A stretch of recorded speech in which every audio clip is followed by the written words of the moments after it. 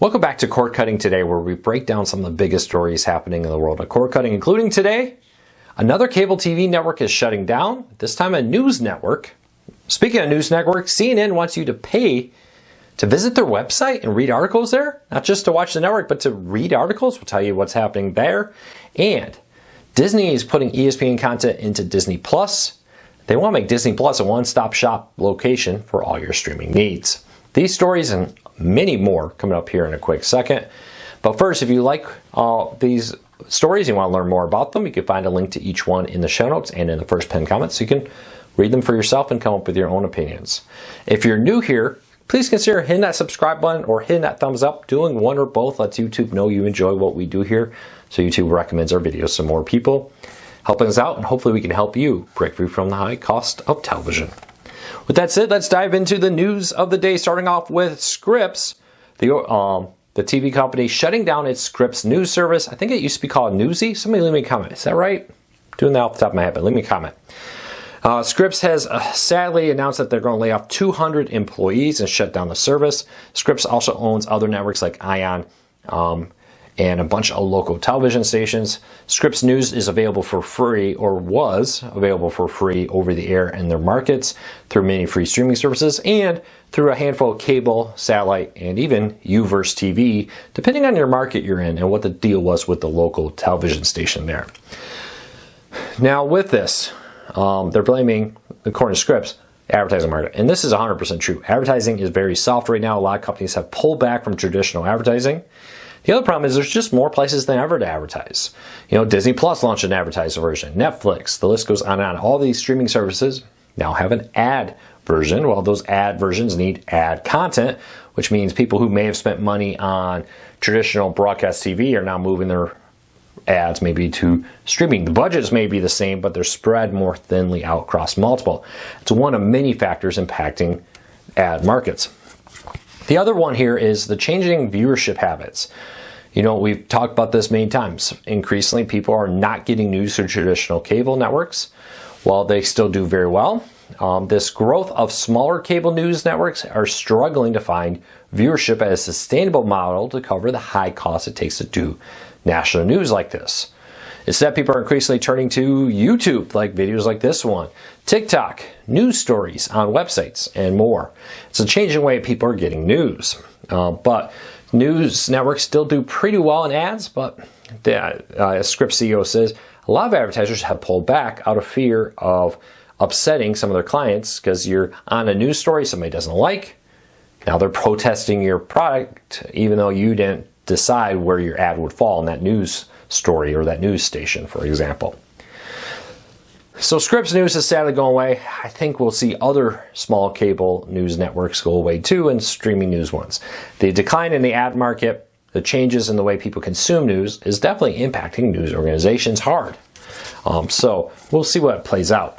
I do firmly believe that many cable networks in the next year or two will slowly bleed away, especially those smaller ones, and then eventually the bigger ones even. So we'll keep an eye on this. But anybody here watch Scripps News? Again, available over there in many Scripps markets on streaming services, and it was available on a handful of cable, satellite, and even Uverse television, depending on where you lived. All right, let's keep moving along. CNN wants you to pay to read their articles.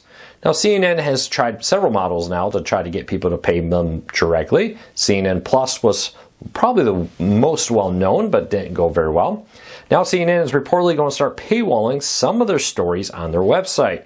Now this comes from earlier from the CEO himself, but now the New York Times says it will plan a metered strategy where, hey, you get, X amount of free stories every month, and if you want to read beyond that, you're going to have to pay up.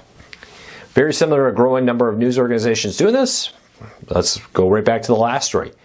Ad revenue's down on websites too. There's more places for those ads. There's more people looking at from banner ads to video ads, all kinds of stuff. So CNN is scrambling to deal with viewership issues, ad revenue issues on its network, ad revenue issues on its website. And they seem to be hoping that if they paywall some of their content there, it'll be widely interesting. I struggle with this. Bloomberg, New York Times, Wall Street Journal in particular, Wall Street Journal, are so well known for news, especially in the Wall Street Journal's case, that makes people money. You know, a lot of business people pay for that, for Bloomberg. A lot of investors pay for the Wall Street Journal because it's highly important to their business, or it's highly important to their investments. CNN is interesting because I can just go to MSNBC, Fox News, a host of other news sites that are very likely having the exact same story. CNN does get some exclusives, but it doesn't seem to be at the same rate as a Bloomberg, New York Times, and others. I think if CNN wants to be successful on this, they need to find a way to be original, to have exclusives, and a lot of them, not just a couple, but a lot of them, like you see from Bloomberg and Technology, Wall Street Journal, New York Times, and others. Leave me a comment. Would you pay for CNN or would you not? I'd love to hear from you. If you would pay to read their websites. I think a lot of people won't. Well, it would be interesting to see the benefit. Is the drop in viewership worth the slight increase in maybe subscription revenue? We'll see how that plays out. ESPN is going to be coming to Disney Plus this December, and this is ESPN content. Not necessarily the ESPN channel yet. That comes next year. But this comes as Disney's trying to make the Disney Plus app a one-stop location for all content. What we're being told is Disney hopes that the Disney Plus app will be your place for Hulu, be your place for ESPN content, it'll be your place for the new sports streaming service, Venu TV, if it ever comes out. That it can be a one-stop app for all Disney content rather than having Disney spread out across multiple apps. Disney has been slowly shutting down some of its cable network TV everywhere apps, moving its content to Hulu and Disney Plus, in an attempt to say, hey, why do we have 8-10 apps when we could just consolidate this all into one from our brand? It'll be interesting to see how that plays out. But I think this will be a growing trend of other companies. You know, why does Warner Bros. Discovery have multiple apps? Why does Paramount have multiple apps? Why does NBC Universal, for example? Let's consolidate these down into one per company so you don't have 250 apps. You have 10 apps to pick from, for example. All right, if you are a YouTube person, you may have you're watching YouTube. If you're a heavy music listener on YouTube or watch videos, you may have noticed a lot of videos are suddenly blocked in the United States. YouTube over the weekend blocked probably millions of videos as it's deal with, I'm sure there's an acronym for this, but let me scroll up here. A major movie or music studio, SESAC, they own 1.5 million songs and counting. And their licensing deal with YouTube and YouTube Music has come to an end, or depending on who you heard, is soon to come to an end, but Google preemptively blocked their content on YouTube. But because of that, in the United States, you cannot access their music because they don't have the licensing.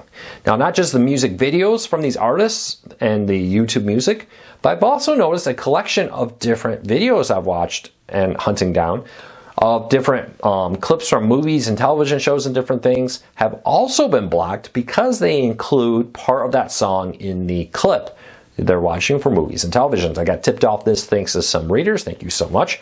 Variety has confirmed this with Google, who says they're actively working to reach a new deal. Unfortunately, very strangely, you would assume, for example, if I'm watching a long clip of a movie and there was a little bit of background music in there, they would just mute that section. But instead, even if it's an hour plus video and you just have a small section where that music is clipped in it, goodbye. That whole video is blocked in the United States. Hopefully Google fixes that, because I know a lot of content creators who pay for music rights and other things could be blocked here. A lot of archivists who archive older content that may include this are also being blocked. We'll see what happens, but it's very interesting. Very similar to the TikTok fight that saw a bunch of music removed from TikTok. Now YouTube is having a similar fight. Expect that deal will be reached. Question is when and where. YouTube has become one of the main ways people discover new music based on recommendations from people. One of the first things a lot of people do is jump on YouTube to search it, while they may go to other places too. YouTube's extremely powerful in the music industry. Be interesting to see how long this company is willing to fight YouTube and block them out. All right, let's keep moving on. Pluto TV is trying to grow by launching a new couch potato. Gary Sinise, S-I-N-I-S-E. My dyslexia is getting me there. But a new big advertising push here to promote Pluto. It's great to see Paramount investing in Pluto TV, trying to grow it, trying to diversify their business there. Have you seen the new ads? If not, you can find them in the list of stories. Our story has a YouTube video of the ad. All right, Apple TV Plus to stream a bunch of Peanuts specials this year. Once again, for free, you'll be able to get It's a Great Pumpkin, Charlie Brown, a Charlie Brown Thanksgiving, and a Charlie Brown Christmas. On a limited schedule for limited periods of time, you'll be able to watch these free on the Apple TV Plus app. Get your calendars out, folks. I have a list in there, but the first one is coming up October 19th to October 20th for the Great Pumpkin, Charlie Brown. Will stream for free to everybody on Apple TV Plus. So again, you want to see the full schedule of all these upcoming specials, check out the link below. All right, let's keep moving along. Pluto TV is adding 13 new channels in October. These were just announced. These are upcoming channel releases, many of them coming early October, but no release dates for all of them. This includes a bunch of CNN content. Oop, did I wait too long? I did. That's okay. We're just finishing up. You can find a full list of everything coming to YouTube TV, or Pluto TV, excuse me. I'm sorry, in the show notes down below.